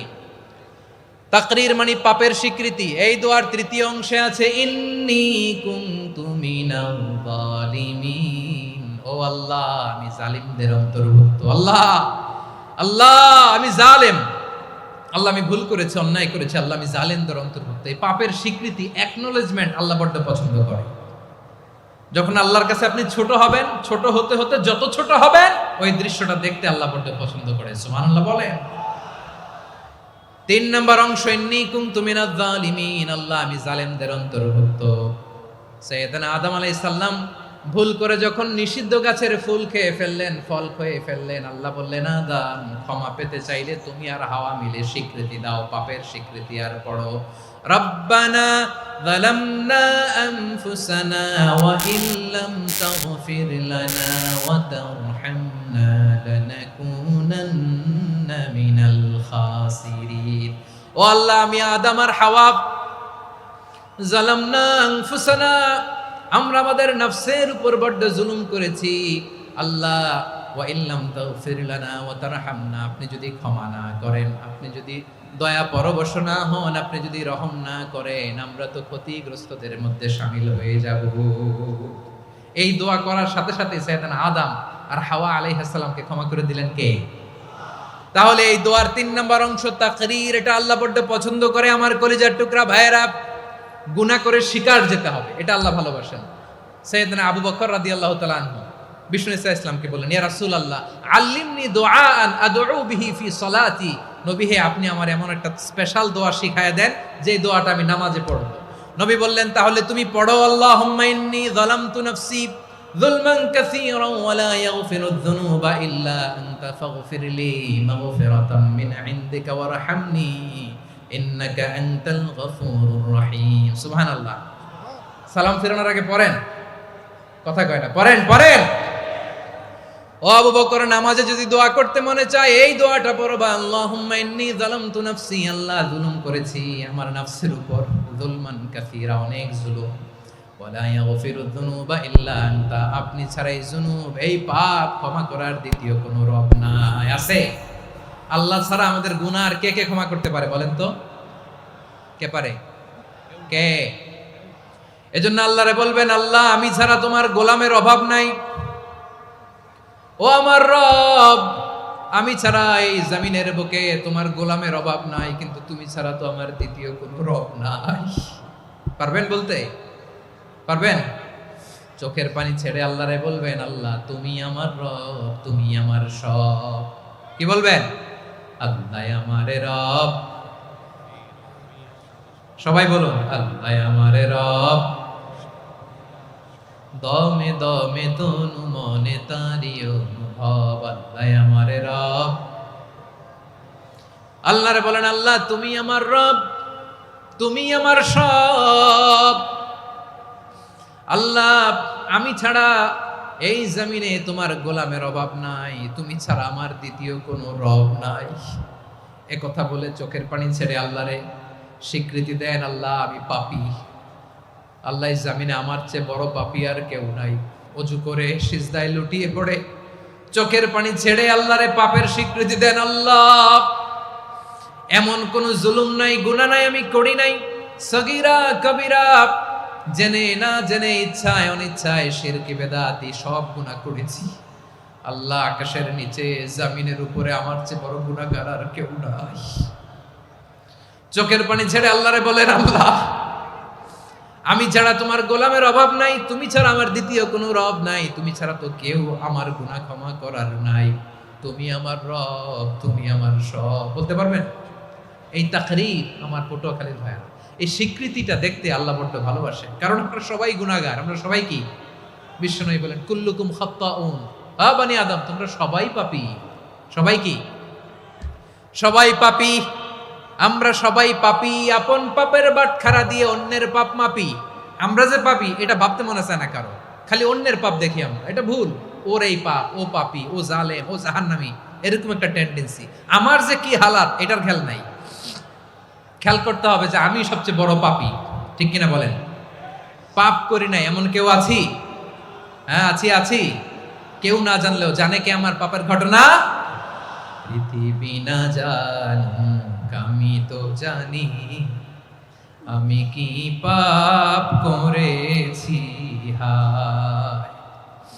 ও আমার কলিজার টুকরা ভাইয়েরা, মাথাটাকে নিচু করে জীবনের সব গুনার ফিরিস্তিগুলো একটা একটা করে স্বীকার করে আল্লাহরে বলেন, আল্লাহ আমি পাপী, আল্লাহ আমার চেয়ে বড় পাপী এই দুনিয়াতে কেউ নাই, আকাশের নিচে জমিনের উপরে আমার চেয়ে বড় পাপী কেউ নাই। একটা একটা করে আল্লাহ স্বীকার করি আমি পাপী, সব পাপের স্বীকৃতি দিলাম। পৃথিবী না জানুক আমি তো জানি আমি কি পাপ করেছি, হায় আমার পাপের করলে বিচার, বাঁচার আমার নাই উপায়।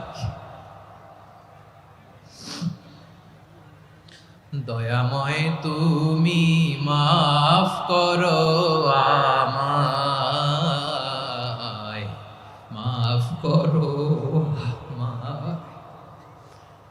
আল্লাহ তাআলা যদি দয়া করে আমাদেরকে মাফ না করে, আমাদের বাঁচার কোনো উপায় নাই। আপনি কি ভেবেছেন আপনার নামাজ দিয়ে আপনি জান্নাতে যাবেন? আপনি তাহাজ্জুদ গুজার, সেজদা দিতে দিতে কপালে দাগ ফেলেছেন, এটা আপনারা জান্নাতে নেবে না। আপনি এলাকার সবচেয়ে বড় হাতেম তাই দানশীল, এই দানের ভরসায় বসে আছেন, কশিন কালো না। আমাদের নামাজ, আমাদের রোজা, আমাদের ইবাদত, এগুলোকে মিজানের পাল্লায় উঠালে কোনো ওজনই হবে না। তবে আমাদের একটা কৌশল জানা আছে, আমরা আল্লাহর রহমতের ভিখারি। আমরা সেদিন আগেই গুনার স্বীকৃতি দিয়ে দেব। আমরা বলবো, আল্লাহ তুমি প্রশ্ন করার আগে তোমার একটা কথা বলি, আমারে কিছু জিজ্ঞেস করো না, আমি সব করেছি। এমন কোন পাপ নাই যে পাপ আমারে দিয়ে হয় নাই। তোমার রহমত দিয়ে তুমি জান্নাতে পাঠাবা, তোমার দয়ায় জান্নাতে যেতে চাই, আমল দিয়ে না। পারবেন বলতে? কিয়ামতের দিন আমরা বলবো, আল্লাহ আমার আমল দিয়ে জান্নাত চাই না, আমি তোমার দয়া দিয়ে জান্নাত চাই। তোমার দয়া ছাড়া আমার কোনো উপায় নাই। কারণ আল্লাহ যদি বিচার করে, বাঁচার কারো উপায় নাই। আল্লাহ যদি বলে ফেলেন তুই এটা করলি কেন, ওখানে গেলি কেন, কোরআনে 1000 বার নিষেধ করলাম তারপরেও এই পাপে জড়ালি কেন, এরকম প্রশ্ন ছুড়ে দিলে আমার উত্তর আছে? বাঁচার কোনো উপায় আছে? রোজ হাসরে হে আল্লাহ আমার করোনা বিচার, আল্লাহ করোনা বিচার। বিচার চাহি না তব দয়া চাই, এ গুনাহগার, আল্লাহ করোনা বিচার। আপনার আমল দিয়ে জান্নাতে যাবেন? কি দিয়ে যাবেন? আল্লাহর দয়া দিয়ে। আল্লাহর রহম আর দয়া ছাড়া কেউ জান্নাতের চেহারাও দেখতে পাবে না। আমার প্রিয় ভাইরা, এই দোয়া আল্লাহর কাছে পছন্দনীয় হওয়ার কারণ 3টা। দোয়ার প্রথম অংশে আছে তাওহীদ, আল্লাহর একত্ববাদের ঘোষণা। এই দোয়ার দ্বিতীয় অংশ আছে তাসবিহ, আল্লাহর প্রশংসা সূচক বাণী। এই দোয়ার 3 নাম্বার অংশ পাপের স্বীকৃতি।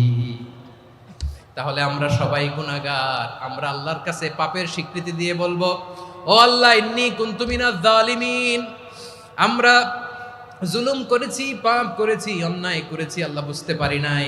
শয়তানের ওয়াসওয়াসায় পড়ে, বন্ধুর পাল্লায় পড়ে, নফসের খায়েশ মিটাতে যে আল্লাহ করে ফেলেছি।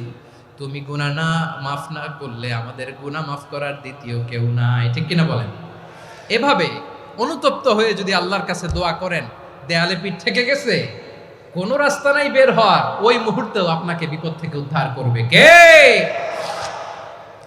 বিশ্বনবী চরম বিপদে পড়লে 2টা দোয়া পড়তেন। প্রথম হলো এটা, লা ইলাহা ইল্লা আনতা সুবহানাকা ইন্নী কুনতু মিনাল জালিমিন। এই দোয়াটা আমরা বেশি বেশি পড়ব প্রিয় ভাইরা। রাজি আছেন? সবাই আওয়াজ করে পড়ুন ইনশাআল্লাহ। আমার প্রিয় ভাইয়েরা, বিপদে পড়লে বিশ্বনবী আরো একটা দোয়া পড়তেন, লা ইলাহা ইল্লাল্লাহুল আযীমুল হালিম, লা ইলাহা ইল্লাল্লাহু রাব্বুল আরশিল আযীম, লা ইলাহা ইল্লাল্লাহু রাব্বুস সামাওয়াতি ওয়াল আরদি ওয়া রাব্বুল আরশিল কারীম। এই যে বললাম, রেকর্ড হয়ে গেছে। এখন তো আর ইনস্ট্যান্ট মুখস্থ না হলো, পরে মুখস্থ করে নেবেন। আল্লাহ ছাড়া কোনো উপাস্য নাই, তিনি সুমহান, মহা সহিষ্ণু। আল্লাহ ছাড়া কোনো উপাস্য নাই, তিনি সুমহান, আরশের অধিপতি। আল্লাহ ছাড়া কোনো উপাস্য নাই, তিনি আকাশের মালিক, জমিনের মালিক, তিনি সুবিশাল আরশের অধিপতি। সুবহানাল্লাহ পড়েন। এই দোয়াটা কেউ যদি পড়ে যদি এর ওসিলা করে দোয়া করে, তাকে বিপদ থেকে মুক্তি দেয় কে? মনে থাকবে আপনাদের? তাহলে বিপদের প্রথম ধাক্কায় কি যেন পড়তে হয়? ইন্না লিল্লাহ। তারপরে কি বলে আল্লাহর কাছে নিজেকে সঁপে দিতে হয়? দেয়ালে পিঠ থেকে গেলে লা ইলাহা ইল্লা আনতা সুবহানাকা ইন্নী কুনতু মিনাজ জালিমিন। দুই নম্বর হচ্ছে লা ইলাহা ইল্লাল্লাহুল আযীমুল হালিম, লা ইলাহা ইল্লাল্লাহু রাব্বুল আরশিল আযীম, লা ইলাহা ইল্লাল্লাহু রাব্বুস সামাওয়াতি ওয়াল আরদি ওয়া রাব্বুল আরশিল কারীম। মনে থাকবে? ইনশাআল্লাহ বলেন সবাই, আওয়াজ করে সবাই ইনশাআল্লাহ। অনেক সময় এমন হয়, হঠাৎ বিপদের সম্মুখীন হই আমরা, রেডি হয়ে বের হয়েছে অফিসে, হঠাৎ অ্যাক্সিডেন্টে পড়ে যাই, হঠাৎ পেটের ব্যথায় অজ্ঞান, এরকম হয় না? আপনাদের হয় না? বিষ্ণু ইসলাম বলেন, আকস্মিক দুর্ঘটনার বিপদ থেকে যদি কেউ বাঁচতে চায়, সকাল সন্ধ্যা যেন প্রত্যেকে এই দোয়াটা পড়ে। সকালে যদি 3 বার পড়ে, সন্ধ্যা পর্যন্ত হঠাৎ বিপদ থেকে সে রক্ষা পাবে।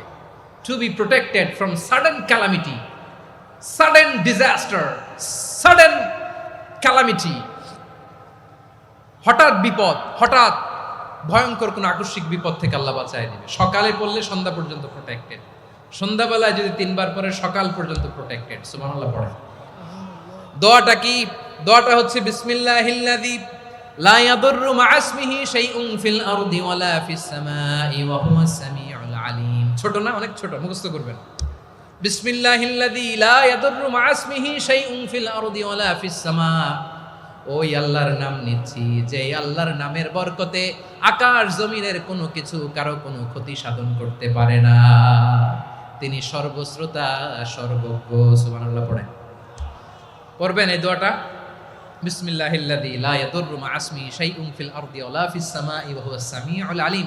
ফজরের পরে 3 বার, মাগরিবের পরে 3 বার যদি কেউ পড়ে, প্রোটেক্টেড, যে কোনো হঠাৎ বিপদ থেকে প্রোটেক্টেড। প্রোটেক্ট করেন কে? ওই আল্লাহর নাম নিচ্ছি, যে আল্লাহর নামের ওসিলায় আকাশ জমিনের কোনো কিছু কোনো ক্ষতি করতে পারে না। সুবহানাল্লাহ পড়েন। আচ্ছা, এবার আমাদের জীবনে দুশ্চিন্তা আছে না নাই বলেন? Tension, hyper tension, anxiety, depression, চিন্তা, টেনশন নাই এরকম কে কে আছে দেখি? হাত তোলেন। ওই যে হাত তুলছে এক আল্লাহর ওলি, ওই যে। টেনশন নাই তোমার? মাশাআল্লাহ। ও না বুঝে তুলছে, জোকের চোটে, জোশের ঠেলায় ধাক্কায় তুলে ফেলছে। সবার জীবনে টেনশন আছে না নাই? এই দুশ্চিন্তা, পেরেশানি, মারাত্মক পেরেশানি থেকে মুক্তি পাওয়ার জন্য বিষ্ণু ইসলাম 2টো দোয়া পড়তেন। কয়টা? অনেকগুলো পড়তেন। স্পেশাল 2টো দোয়া আজকে আপনাদের শিখায় যাব, শুনবেন না? কষ্ট হচ্ছে? সংক্ষিপ্ত মুনাজাত দিয়ে দেই। ওরে আল্লাহ, আমি তো 9:30 ক্রস করে ফেলছি মাসুদ ভাই, খেয়াল করে নেই। আরো কয়েক মিনিট? ঠিক আছে, ঠিক আছে। পেরেশানিতে পড়লে, টেনশনে পড়লে এই দোয়াটা, প্রিয় ভাইরা, বিষ্ণু ইসলাম যখন খুব বিপদে পড়তেন, দুশ্চিন্তা ওনাকে ঘিরে ধরতো, উনি পড়তেন ইয়া হাইয়ু ইয়া কাইয়ুম বিরহমাতিকা আস্তাগীথ, ইয়া হাইয়ু ইয়া কাইয়ুম বিরহমাতিকা আস্তাগীথ, ইয়া হাইয়ু ইয়া কাইয়ুম, হে শাশ্বত অবিনশ্বর, হে চিরঞ্জীব, বিরহমাতিকা আস্তাগীথ, তোমার রহমতের উসিলায় তোমার কাছে ফরিয়াদ করি। এটা পড়তেন। আবার আরেক বর্ণনায় এসেছে ইয়া হাইয়ু ইয়া কাইয়ুম বিরহমাতিকা আস্তাগীথ আসলিহ লি শা'নি কুল্লাহু ওয়ালা তাকিলনি ইলা নাফসি তারফাতা আইন। আসলিহ লি শা'নি কুল্লাহ, আল্লাহ আমার সবকিছু আপনি সেটেল করে দেন। আমাদের সব ঝামেলা সেটেল করে দিতে পারে কে? আমরা তো সেটেলমেন্টের জন্য এসপি সাহেবের কাছে যাই, ডিসি সাহেবের কাছে যাই, অমুক ভাইয়ের কাছে যাই, তমুক ভাইয়ের কাছে যাই। এই দোয়া পড়লে আরশের উপর থেকে আপনার ম্যাটার সেটেল করে দিবে কে? তাহলে পড়বেন ইয়া হাইয়ু, হে চিরঞ্জীব। হাইয়ু মানে চিরঞ্জীব, যিনি চিরকাল বেঁচে থাকবেন, মরবেন না। আল্লাহ মরবেন? তার কোনো লয় আছে? ক্ষয় আছে?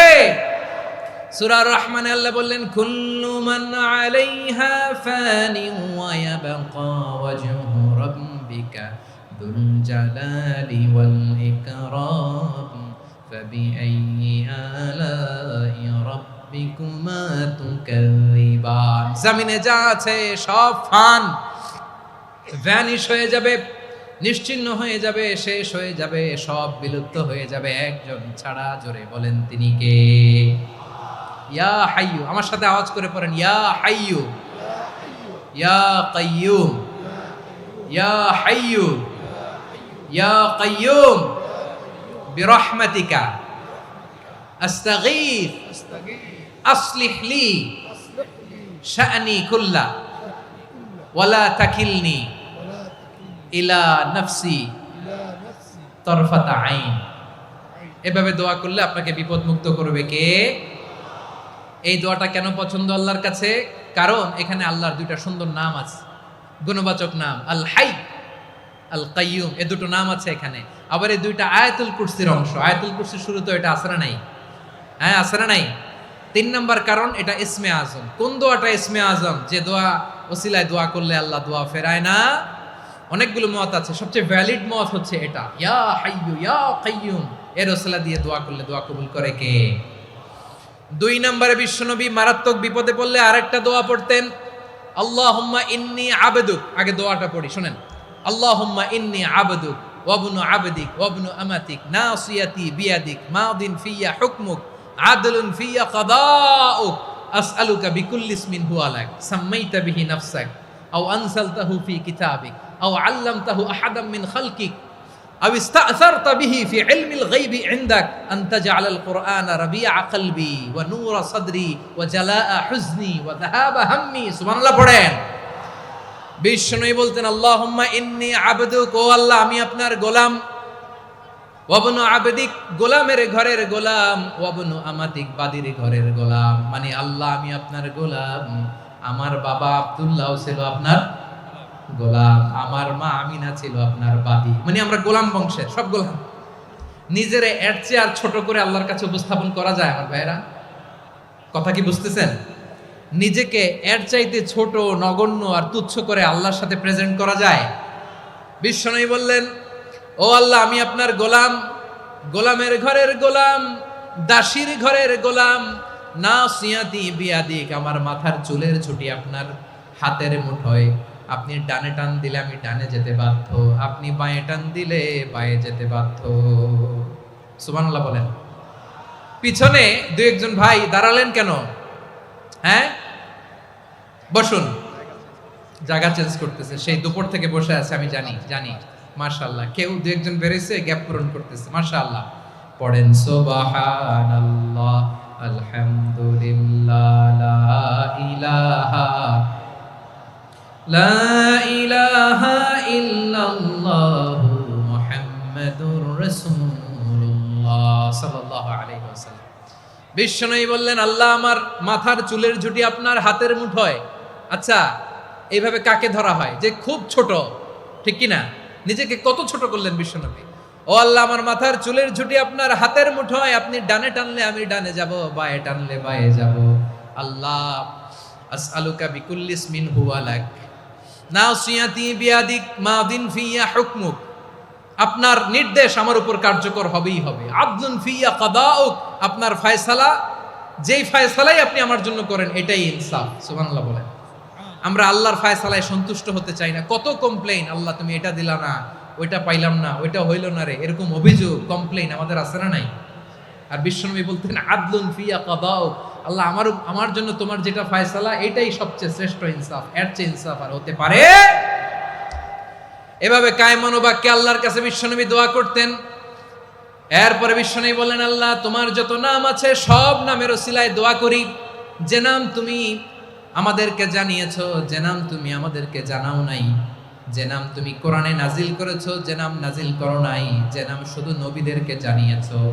আর আল্লাহর এমন কিছু চমৎকার চমৎকার সুন্দর সুন্দর নাম আছে, এই নামগুলো রব্বুল আলামিন কাউকে জানাবে না। সুবহানাল্লাহ বলেন। আমরা তো 99 নাম জানি, 100 নাম জানি আল্লাহ, কিন্তু আল্লাহর এমনও কিছু নাম আছে যেগুলো আল্লাহ বিশ্বনবীরও জানায় নাই। এগুলো আল্লাহ ইলমুল গায়বে রেখে দিয়েছেন। দোয়ার সময় বলবেন, আল্লাহ তোমার যেই নামগুলো জানি, যেগুলো জানি না, যেগুলো কোরআনে আছে, যেগুলো নাই, যেগুলো নবীরে খাস ভাবে জানাইছো ওগুলোর উসিলায়, যেগুলো কোনোদিন জানাবাও না, তোমার ওই নামের উসিলাও তোমার কাছে চাই।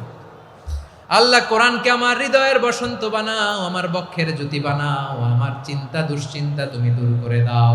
বিশ্বনবী বললেন, এই কালিমাগুলো, এই বাক্যগুলো পড়ে যদি কেউ আল্লাহর কাছে ফরিয়াদ করে, তার হৃদয় থেকে দুশ্চিন্তা কাটিয়ে দিবে কে? পড়বেন, এই দোয়াগুলো পড়বেন। আচ্ছা, সব শেষে বলি, ঋণের বোঝায় যারা জর্জরিত, বিষ্ণু ইসলাম চমৎকার একটা দোয়া শিখিয়েছেন। আমাদের অনেকে ঋণের বোঝায় জর্জরিত আছে না নাই? এদিকে কেউ আছেন? থাকলে হাত তোলার দরকার নেই, থাকলে এই দোয়াটা পড়বেন। এক সাহাবীর নাম আবু উমামা, নামাজের ওয়াক্ত ছাড়া উনি মসজিদে যেয়ে বসে আছে। বিশ্বনবী বললেন, কি রে আবু উমামা, নামাজের তো ওয়াক্ত হয় নাই, মসজিদে কি? সাহাবী বলে, হুমুমুন লাজিমাতনি ওয়া দুয়ুন, নবী গো, ঋণের বোঝায় এমন টেনশনে আছি, ঘরে থাকতে পারলাম না, মসজিদে চলে আসছে। বিশ্বনবী বলেন, আমি কি তোমার এমন একটা দোয়া শিখাবো যেটা পড়লে আল্লাহ তাআলা তোমার ঋণের বোঝা হালকা করে দিবে? আবু উমামা বললেন, ইয়া রাসূলুল্লাহ, অবশ্যই শিখাবেন। বিশ্বনবী বললেন, তাহলে তুমি পড়বা, আল্লাহুম্মা ইন্নী আউযু বিকা মিনাল হাম্মি ওয়াল হাযান ওয়া আউযু বিকা মিনাল জুবনি ওয়াল বুখল ওয়া আউযু বিকা মিন গালাবাতিদ দাইনি ওয়া কাহরির রিজাল। ও আল্লাহ, তোমার কাছ থেকে দুশ্চিন্তা থেকে পানাহ চাই, কৃপণতা, ভীরুতা, অলসতা, কার্পণ্যতা, এই সব কিছু থেকে, মানুষের কঠোরতা, আমার উপর মানুষের আধিপত্য এবং ঋণের বোঝা থেকে পানাহ চাই। এই দোয়াটা যখন বিশ্বনবী শিখাই দিলেন, আবু উমামা বারবার এই দোয়া পড়ে, আল্লাহুম্মা ইন্নী আউযু বিকা মিনাল হাম্মি ওয়াল হাযান ওয়া আউযু বিকা মিনাল আজজি ওয়াল কাসাল ওয়া আউযু বিকা মিনাল জুবনি ওয়াল বুখল ওয়া আউযু বিকা মিন গালাবাতিদ দাইনি ওয়া কাহরির রিজাল।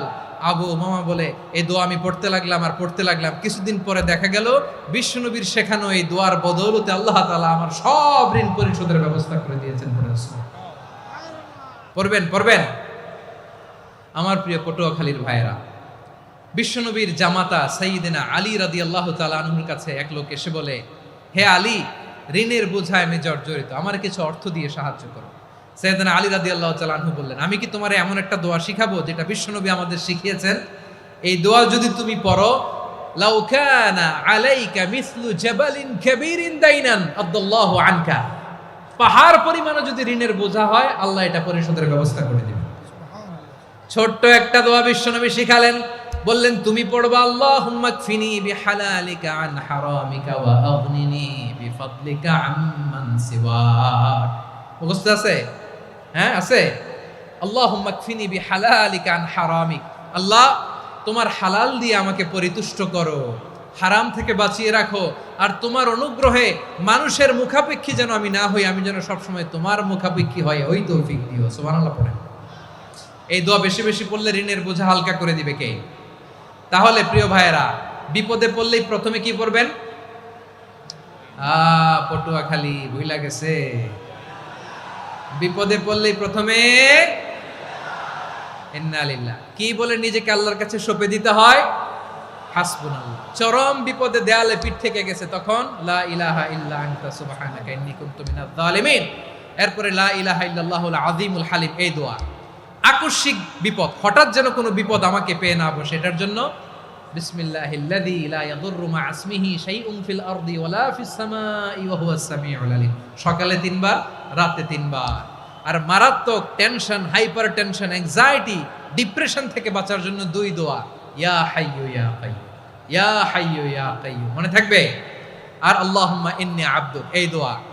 ঋণ থেকে বাঁচার জন্য 2 দোয়া, আল্লাহুম্মা ইন্নী আউযু বিকা মিনাল হাম্মি ওয়াল হাযান, এটা। আর আল্লাহুম্মা কফিনি বিহালালিকা আন হারামিকা ওয়া আগনিনি বিফাদলিকা আম্মান সিওয়াক। আর সব সময় পড়ার জন্য একটা আমল দিয়ে যাই, উঠতে বসতে, অফিসে যাচ্ছেন, অফিস থেকে ফিরতেছেন, বসে আছেন, শুয়ে আছেন, ছোট্ট এক শব্দে আমরা যেন বেশি বেশি পড়ি, আস্তাগফিরুল্লাহ। আওয়াজ করে আমার সাথে পড়ুন, আস্তাগফিরুল্লাহ। আবার পড়ুন, আস্তাগফিরুল্লাহ। আল্লাহ রাসূল সাল্লাল্লাহু আলাইহি ওয়াসাল্লাম বলেন, মান লাজিমাল ইস্তিগফার, যে সব সময় এরকম ইস্তিগফারের সাথে লেগে থাকে, জাআলাল্লাহু লাহু মিন কুল্লি যিকিন মাখরাজা, আল্লাহ তাআলা তাকে কোনো বিপদে আটকান না, সে জীবনে আটকাবে না, যে কোনো বিপদে আল্লাহ তার রাস্তা বের করে দিবেন। Way out, you will get a way out and solution. সুবহানাল্লাহ। ওয়া মিন কুল্লি হাম্মিন ফারাজা, দুশ্চিন্তা মুক্ত হবে। ওয়ায়ারযুকহু মিন হাইসু লা ইয়াহতাসিব, এমন জায়গা থেকে আল্লাহ রিজিকের বন্দোবস্ত করবে যেটা সে কল্পনাও করে নাই। আওয়াজ করে পড়েন সুবহানাল্লাহ। তাহলে মনে থাকবে আস্তাগফিরুল্লাহর কথা। সব শেষ কথা বলবো, সব শেষ। আমার প্রিয় ভাইয়েরা, এটা গেল নিজের বিপদ। কিসের বিপদ? নিজে যদি বিপদে পড়েন। অন্যের বিপদ যদি দেখেন, এটার জন্য একটা দোয়া আছে। অনেক সময় আমরা দেখি হাসপাতালে ক্যান্সারের 3rd স্টেজে চলে গেছে, লোকটা হ্যাংলা হয়ে, চিকন হয়ে, হায়রে কি কষ্ট পায়, দেখি না? বিষ্ণুই বলে, একটা দোয়া যদি কেউ অন্যের কোনো বিপদ দেখে পড়ে, ওই বিপদ তার জীবনে কখনো আসবে না। শুনবেন? শোনার আগ্রহ আছে? অনেক সময় হয় যে আমরা মহাসড়ক দিয়ে যখন চড়ি, দুর্ঘটনায়, আইরে আল্লাহ, দুর্ঘটনায় মানুষের মাথা একদিকে, দেহ আরেকদিকে, ব্লিডিং, এরকম হয় না? আল্লাহ তুমি হেফাজত করো। আমিন। বিশ্বনবী বলেন এই দুর্ঘটনা দেখে কেউ যদি এই দোয়াটা পড়ে, তার জীবনে সে কোনোদিন এরকম অ্যাক্সিডেন্টের সম্মুখীন হবে না। শুনবেন? বিশ্বনবী বলেন অন্যের বিপদ দেখে কেউ যদি পড়ে, আলহামদুলিল্লাহিল্লাযী আফানি মিম্মা বতালাকা বিহি ওয়া ফাদ্দালানি আলা কাসীরিন মিম্মান খালাকা তাফদীলা, মানে প্রশংসা সে আল্লাহর, যে আল্লাহ তাআলা তোমাকে যেই জিনিস দিয়ে পরীক্ষা করেছে, আমাকে ওইটা থেকে বাঁচিয়ে দিয়েছে। তোমাকে আল্লাহ যেই বিপদে ফেলেছে, আমাকে ওই বিপদ থেকে তিনি মুক্ত রেখেছে, আর তার অনেক সৃষ্টির উপর আমাকে তিনি প্রাধান্য দিয়েছে। সুবহানাল্লাহ পড়েন। যে কোনো বিপদ, কারো ক্যান্সার দেখে যদি এই দোয়াটা আপনি বিশ্বাসের সাথে পড়েন, জীবনে কোনোদিন ক্যান্সার রোগে আক্রান্ত হবেন না। দুর্ঘটনা দেখে যদি পড়েন, ওই দুর্ঘটনা আপনাকে স্পর্শ করবে না। যে কোনো কারো বিপদ দেখে যদি কোনো বিশ্বাসী বান্দা এই দোয়া পড়ে, বিশ্বনবী বলেন লাম ইউসিবহু যালিকাল বালা, ওই বিপদ তাকে আর ধরবে না। উফিয়া মিনহু মিন যালিকাল বালা কাইনাম মা কান, সে যতদিন হায়াত পাবে কোনোদিন ওই বিপদ তাকে স্পর্শ করবে না। এই দোয়াটা পড়তে রাজি আছেন আমার প্রিয় ভাইরা? তাহলে পুরো আলোচনার সেন্ট্রাল থিম হচ্ছে আমাদের জীবনে বিপদ আসবে, কষ্ট আসবে, দুঃখ আসবে, কিন্তু বিপদে আপদে আমরা হাল ছেড়ে দিব না, হতাশ হব না। মুমিন হতাশ হয় না, নিরাশ হয় না, হাল ছেড়ে দেয় না। মুমিন ভরসা রাখে একজনের উপর। আওয়াজ করে বলুন, যিনি কে? বিপদে পড়লে আমাদেরকে উদ্ধার করে কে? আবার আমাদেরকে যদি কোনো নেয়ামত আল্লাহ দিতে চান, ওইটা কেড়ে নেওয়ার ক্ষমতা কারো আছে? তাহলে আমরা কানেক্টিভিটি বাড়াবো কার সাথে? আমাদের প্রার্থনার ফরিয়াদের হাত তুলবো কার কাছে? রাজি আছেন পটুয়াখালীর ভাইয়েরা? মনে থাকবে কথাগুলো? আল্লাহ তাআলা আমাদের সবাইকে কথাগুলো বোঝার ও আমল করার তৌফিক দান করুন।